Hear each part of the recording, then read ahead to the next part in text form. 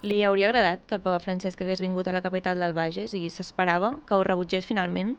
Sabíem que era molt difícil, que visiti un papa a una ciutat com Manresa era molt difícil. De fet, han estat molt puntuals les visites que ha fet un papa a Catalunya.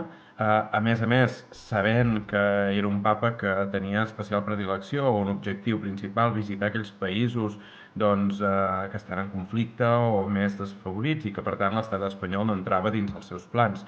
Tot i així, doncs, hi va haver un moment determinat en què tot apuntava que sí que podia venir.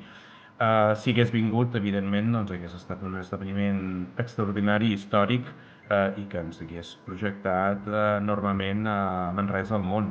No va ser possible, però bé, vam poder tenir aquesta audiència que molt pocs municipis han pogut tenir.